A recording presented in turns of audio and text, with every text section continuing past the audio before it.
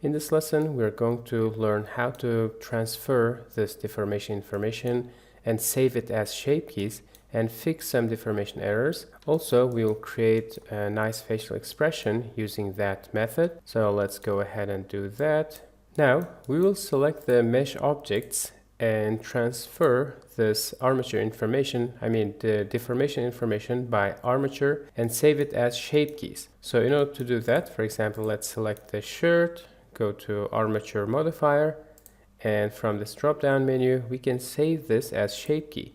And when we go to object data properties, shape keys, we have automatically created the basis and armature shape keys. Don't do this now because it will interpolate from this current deformation. For this to work, we can go to armature and turn off armature, go back to shape keys, and now you can see this shape is saved as a shape key. This doesn't mean that we get rid of this armature. We can use it for creating other shapes. And remember, this method is only used for posing. It is not for animation. You cannot animate this way. For animation, we can fix things by using other modifiers and also weight painting the mesh correctly. And we will not do this for all other objects because we only need to correct some deformations on the shirt and we need to create facial expression on the face. So we will do this only for these two objects. But when you create other poses, you might see some incorrect deformations, and to fix them in that pose, you can apply the armature modifier as shape key. You can save that information as shape key and fix it there. But for our purpose, we don't have to change other things, only the face and the shirt. So let's come here and save as a shape key. Now we can turn off armature modifier and change the shape key. Now, while this new shape key is selected, we can make changes and create the facial expression. But let's rename this first. This is really important because you might create other poses and save them as more shape keys. All of them will have the same armature name, armature 001, etc. So you really need to know which shape you have saved. So let's call it confused. And you need to call the objects with the same name because all of them are in this confused pose. So now we can create the facial expression like this. We will try to create that. We normally made the change in the edit mode, as you remember, but we can also go to sculpt mode and sculpt some shapes here. So let's go first in edit mode. We will enable proportional editing. Let's see what we can do.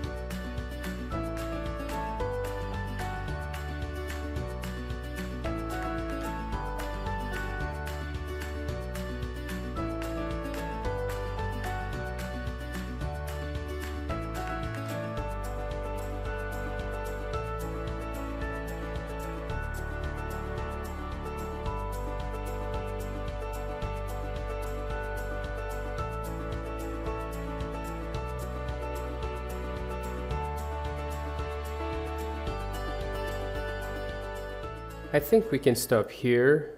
She's looking more like confused slash angry slash disgusted, right? Not only confused. You can spend more time on it and improve the look, the expression, and make her look more like the reference. And I really suggest you do that. But now we will move on to fixing some deformations on the shirt. So let's change to the shirt. We go back to object mode. So let's hide the skeleton in the object mode, and we go to sculpt mode right here and sculpt, fix some issues on the shirt. So here we can give some volume here. Let's go take the draw brush, give some volume.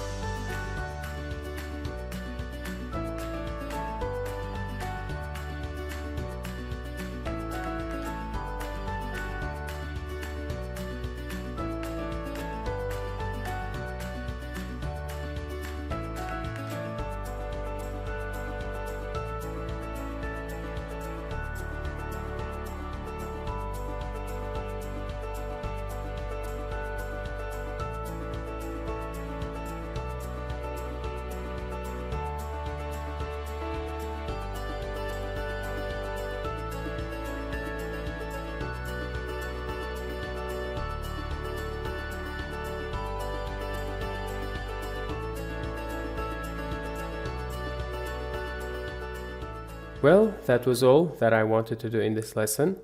Now, please try to create at least 3 poses and show your work on our Discord server. It's an extra challenge, but we also have quick questions. Now it's time for that. So in this lesson, we only have 2 questions. First question, how do you properly save and edit armature deformations as shape keys? Well, first you select the object, in my case it's hands, and you go to modifiers tab and you find the armature modifier, right? And you save the armature deformation as shape keys here. And let's save that actually. After you save, you need to disable the armature modifier because we will control from then on, we control the shape with the shape key here. Change the number to 1, you see the shape. Also, you really need to change the name of the shape key to whatever pose you're creating. In my case, it's confused. After that, you can go ahead and start editing the shape. The second question, what else can we use to edit shape keys apart from modeling tools?